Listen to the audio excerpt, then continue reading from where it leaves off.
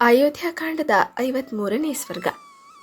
ಕೈಕೇಯಿಯಿಂದ ಕೌಸಲ್ಯೆಯೇ ಮೊದಲಾದವರಿಗೆ ತೊಂದರೆಯಾಗುವುದೆಂದು ಹೇಳಿ ಶ್ರೀರಾಮನು ಲಕ್ಷ್ಮಣನನ್ನು ಅಯೋಧ್ಯೆಗೆ ಕಳುಹಿಸಲು ಪುನಃ ಪ್ರಯತ್ನಿಸಿದುದು.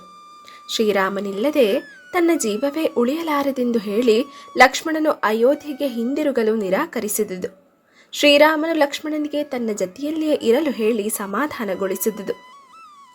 ಸುಹೃದರ ಮನಸ್ಸನ್ನು ಉಲ್ಲಾಸಗೊಳಿಸುವುದರಲ್ಲಿ ಶ್ರೇಷ್ಠನಾದ ಶ್ರೀರಾಮನು ಸೀತೆಯು ಕುಳಿತಿದ್ದ ವೃಕ್ಷದ ಬಳಿಗೆ ಬಂದು ಸಾಯಂಕಾಲದ ಸಂಧ್ಯಾ ವಂದನೆಯನ್ನು ಮಾಡಿ ಭೋಜನ ಮಾಡಿದ ನಂತರ ಲಕ್ಷ್ಮಣನಿಗೆ ಹೇಳಿದನು, ಲಕ್ಷ್ಮಣ, ನಾವು ನಮ್ಮ ದೇಶದಿಂದ ಹೊರಬಂದು ಅರಣ್ಯದಲ್ಲಿ ಕಳೆಯುತ್ತಿರುವ ಮೊದಲನೆಯ ರಾತ್ರಿ ಇದು. ಈಗ ಸುಮಂತ್ರನೂ ಕೂಡ ನಮ್ಮೊಡನಿಲ್ಲ. ನಮ್ಮವರಾರು ಹತ್ತಿರದಲ್ಲಿ ಇಲ್ಲದೇ ಇರುವುದರಿಂದ ಈ ಸಮಯದಲ್ಲಿ ಮನಸ್ಸಿಗೆ ಉದ್ವೇಗ ಉಂಟಾಗುವುದು ಸಹಜ. ಆದರೆ ನೀನು ಮಾತ್ರ ಕಳವಳ ಪಡುವ ಕಾರಣವಿಲ್ಲ. ಈ ಮೊದಲ್ಗೊಂಡು ನಾವು ರಾತ್ರಿಯ ಕಾಲದಲ್ಲಿ ಹೆಚ್ಚು ಜಾಗರೂಕರಾಗಿರಬೇಕು. ಸೀತೆಯ ಯೋಗಕ್ಷೇಮಗಳನ್ನು ನೋಡಿಕೊಳ್ಳುವುದು ನಮ್ಮ ಹೊಣೆಯಾಗಿದೆ. ಈ ರಾತ್ರಿ ಹೇಗೋ ಕಳೆದು ಬಿಡೋಣ.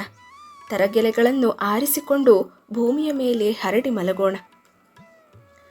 ಹಂಸತೂಲಿಕಾ ತಲ್ಪದಲ್ಲಿ ಮಲಗುತ್ತಿದ್ದ ಶ್ರೀರಾಮನು ಲಕ್ಷ್ಮಣನಿಗೆ ಹೀಗೆ ಹೇಳಿ ನೆಲದ ಮೇಲೆ ಹಾಸಿದ್ದ ಪರ್ಣತಲ್ಪದಲ್ಲಿ ಪವಡಿಸಿ ಶುಭಾವಹಗಳಾದ ಈ ಮಾತುಗಳನ್ನು ಹೇಳಿದನು. ಲಕ್ಷ್ಮಣ, ಈ ಸಮಯದಲ್ಲಿ ನಮ್ಮ ತಂದೆಯಾದ ದಶರಥನು ದುಃಖಪಟ್ಟುಕೊಂಡೇ ಮಲಗಿರುತ್ತಾನೆ. ಆದರೆ ಮನಸ್ಸಿನ ಅಭಿಲಾಷೆಯನ್ನು ಪೂರೈಸಿಕೊಂಡ ಕೈಕೇಯಿಯು ಮಾತ್ರ ಸಂತಸದಿಂದಿರಬಹುದು. ಸೋದರ ಮಾವನ ಮನೆಯಿಂದ ಬಂದ ಭರತನನ್ನು ನೋಡಿದೊಡನೆಯೇ ಕೈಕೇಯಿ ದೇವಿಯು ರಾಜ್ಯ ಕಾರಣದಿಂದ ರಾಜನ ಪ್ರಾಣಗಳನ್ನಾದರೂ ಅಪಹರಿಸದೇ ಇರುವಳೆ. ನಮ್ಮ ತಂದೆಯಾದ ದಶರಥನಾದರೋ ಈಗ ಅನಾಥನು. ಅವನನ್ನೀಗ ಹೇಳಿ ಕೇಳುವವರೇ ಇಲ್ಲ. ಮೇಲಾಗಿ ಮುದುಕ. ಈಗ ನಾನು ಅವನ ಜೊತೆಯಲ್ಲಿಲ್ಲ. ಕೈಕೇಯಿಯ ಹಿಡಿತಕ್ಕೆ ಸಿಕ್ಕಿಬಿದ್ದಿರುವ ಕಾಮುಕನಾದ ಅವನು ಏನು ತಾನೆ ಮಾಡಿಯಾನು?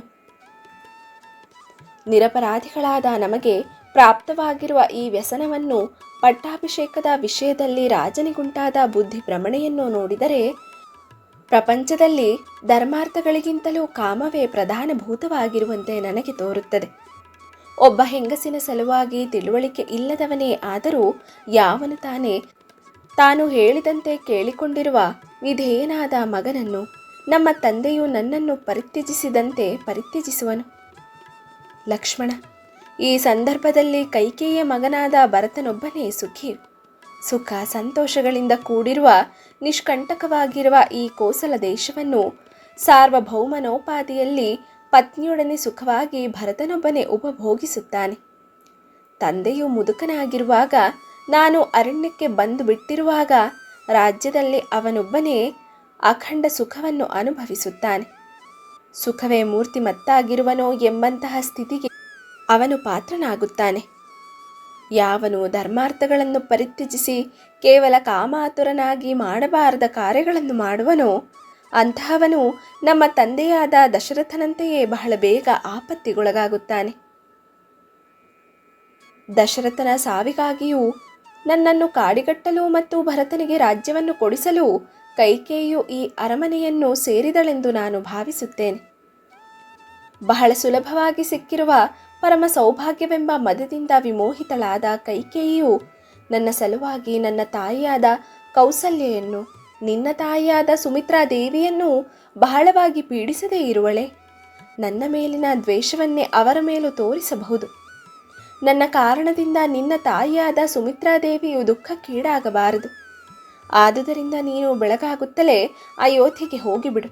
ನಾನೊಬ್ಬನೇ ಸೀತೆಯೊಡನೆ ದಂಡಕಾರಣ್ಯಕ್ಕೆ ಹೋಗುತ್ತೇನೆ. ಅನಾಥೆಯಾಗಿರುವ ಕೌಸಲ್ಯಾದೇವಿಗೂ ನೀನು ರಕ್ಷಕನಾಗು. ಕೈಕೇಯಿ ಕ್ಷುದ್ರ ಕರ್ಮಳು, ಅತಿ ನೀಚವಾದ ಕಾರ್ಯವನ್ನು ಮಾಡಲು ಹೇಸದವಳು. ದ್ವೇಷದಿಂದಾಗಿ ನಮ್ಮ ತಾಯಂದರಿಗೆ ಹಲವು ಬಗೆಯಲ್ಲಿ ಅನ್ಯಾಯ ಮಾಡಬಹುದು. ನಿನ್ನ ತಾಯಿಗೂ ಮತ್ತು ನನ್ನ ತಾಯಿಗೂ ಆ ಧೂರ್ತೆಯಿಂದ ಉಪಾಯಾಂತರದಿಂದ ವಿಷವನ್ನಾದರೂ ಕುಡಿಸಿಬಿಡಬಹುದು. ಆದುದರಿಂದ ನೀನು ಅಯೋಧ್ಯೆಗೆ ಹಿಂದಿರುಗುವುದು ಬಹಳ ಸೂಕ್ತವಾಗಿದೆ. ಜನ್ಮಾಂತರದಲ್ಲಿ ನಮ್ಮ ತಾಯಿಯು ಅನೇಕ ಸ್ತ್ರೀಯರನ್ನು ಅವರ ಮಕ್ಕಳಿಂದ ಬೇರ್ಪಡಿಸಿದ್ದಳೆಂದು ಕಾಣುತ್ತದೆ. ಆದುದರಿಂದಲೇ ಈ ಜನ್ಮದಲ್ಲಿ ನಮ್ಮ ತಾಯಿಗೆ ಪುತ್ರ ವಿಯೋಗದ ದುಃಖವು ಪ್ರಾಪ್ತವಾಗಿದೆ. ಅವಳು ನನ್ನನ್ನು ಬಹಳ ಕಷ್ಟದಿಂದ ಲಾಲಿಸಿ ಪೋಷಿಸಿದಳು, ಪುಷ್ಟನನ್ನಾಗಿಯೂ ಮಾಡಿದಳು. ಇದಕ್ಕೆ ಪ್ರತಿಯಾಗಿ ನಾನು ಅವಳ ಈ ವೃದ್ಧಾಪ್ಯದಲ್ಲಿ ಅವಳ ಶುಶ್ರೂಷೆಯನ್ನು ಮಾಡಬೇಕಾಗಿದ್ದಿತು. ಆದರೆ ವಿಧಿವಶದಿಂದ ನಾನು ಅವಳಿಂದ ಬೇರ್ಪಡಬೇಕಾಯಿತು. ಮಾಡಿದ ಲಾಲನೆ ಪೋಷಣೆಗಳಿಗೆ ಪ್ರತಿಯಾಗಿ ಶುಶ್ರೂಷೆಯನ್ನೂ ಮಾಡಲಾಗದ ನನಗೆ ಧಿಕ್ಕಾರವಿರಲಿ. ಶುಶ್ರೂಷೆ ಮಾಡುವುದಕ್ಕೆ ಬದಲಾಗಿ ಕೊನೆಯೇ ಇಲ್ಲದಂತಹ ದುಃಖಕ್ಕೆ ಅವಳನ್ನು ಗುರಿ ಮಾಡಿದೆನು. ಆದುದರಿಂದ ಇನ್ನು ಮುಂದೆ ಯಾವ ಸ್ತ್ರೀಯೂ ನನ್ನಂತಹ ಮಗನನ್ನು ಹಡೆಯದಿರಲಿ. ಲಕ್ಷ್ಮಣ, ನನ್ನ ತಾಯಿಯ ಬಳಿಯಲ್ಲಿರುವ ಸಾರಿಕಾ ಪಕ್ಷಿಯು ಅವಳ ವಿಷಯದಲ್ಲಿ ನನಗಿಂತಲೂ ವಿಶೇಷವಾದ ಪ್ರೀತಿಯುಳ್ಳದ್ದಾಗಿದೆ ಎಂದು ಭಾವಿಸುತ್ತೇನೆ. ಏಕೆಂದರೆ ಅದು ತನ್ನೊಡನಿರುವ ಗಿಣಿಗೆ ಶತ್ರುವಿನ ಕಾಲನ್ನು ಕಚ್ಚುವಂತೆ ಪದೇ ಪದೇ ಹೇಳುತ್ತಲೇ ಇರುತ್ತದೆ. ಈ ಮಾತಿನಿಂದ ನನ್ನ ತಾಯಿಯು ಸಮಾಧಾನ ಪಟ್ಟುಕೊಳ್ಳುತ್ತಾಳೆ. ನನ್ನ ಶತ್ರುವಾದ ಕೈಕೇಯಿಯ ಕಾಲನ್ನು ಕಚ್ಚುವಂತೆ ಗಿಣಿಗೆ ಪ್ರಚೋದಿಸುತ್ತಿರುವುದಲ್ಲ ಎಂಬುದೇ ನನ್ನ ತಾಯಿಯ ಸಂತೋಷಕ್ಕೆ ಕಾರಣ. ಇಂತಹ ಮಾತಿನ ಶ್ರವಣದಿಂದಲೇ ನಮ್ಮ ತಾಯಿಗೆ ಸಂತೋಷರಾಗುತ್ತದೆ. ಸಾರಿಕೆಯಿಂದ ಪಡೆದ ಈ ಸಂತೋಷವನ್ನು ನನ್ನ ತಾಯಿಯು ನನ್ನಿಂದ ಪಡೆಯಲಿಲ್ಲ. ಅಲ್ಪಭಾಗ್ಯಳಾದ, ಸರ್ವದಾ ಶೋಕಿಸುತ್ತಿರುವ, ಮಗನಿದ್ದು ಅಪುತ್ರವತಿಯಾಗಿರುವ ನನ್ನ ತಾಯಿಗೆ ಸ್ವಲ್ಪವಾದರೂ ಉಪಕಾರ ಮಾಡದಿರುವ ನನ್ನಂತಹ ಮಗನಿಂದ ಯಾವ ಪ್ರಯೋಜನವಿದೆ? ಲಕ್ಷ್ಮಣ, ನನ್ನಿಂದ ರಹಿತಳಾದ ನನ್ನ ತಾಯಿಯು ನಿಶ್ಚಯವಾಗಿಯೂ ನಿರ್ಭಾಗ್ಯಳೇ ಸರಿ. ಶೋಕಸಾಗರದಲ್ಲಿ ಮುಳುಗಿರುವ ಅವಳು ಈ ಸಮಯದಲ್ಲಿ ದುಃಖ ಪೀಡಿತಳಾಗಿ ಅರಮನೆಯಲ್ಲಿ ಎಲ್ಲಿಯೋ ಮಲಗಿರಬಹುದು. ಸಹೋದರ, ನಾನೇನೂ ನಿರ್ವೀರ್ಯನಲ್ಲ. ಕೋಪಗೊಂಡೆನೆಂದರೆ ತೀಕ್ಷ್ಣವಾದ ಈ ಬಾಣಗಳಿಂದ ಅಯೋಧ್ಯೆಯನ್ನೇ ಏಕಾಕಿಯಾಗಿ ಆಕ್ರಮಣ ಮಾಡಿಯೇನು? ಅಯೋಧ್ಯೆಯನ್ನೇ ಏಕೆ, ಇಡೀ ವಿಶ್ವವನ್ನೇ ಏಕಾಕಿಯಾಗಿ ಜಯಿಸುವ ಸಾಮರ್ಥ್ಯವೂ ನನ್ನಲ್ಲಿದೆ. ಆದರೆ ನನು ವೀರ್ಯಂ ಕಾರಣಂ ನಿಷ್ಕಾರಣವಾಗಿ ಪರಾಕ್ರಮವನ್ನು ಪ್ರದರ್ಶಿಸುವುದು ಸರಿಯಲ್ಲವಲ್ಲವೇ? ಲಕ್ಷ್ಮಣ, ಅಜೇಯನೆನಿಸಿದ ಶತ್ರುವಿನ ವಿಷಯದಲ್ಲಿಯೂ ನನಗೆ ಭಯವಿಲ್ಲ.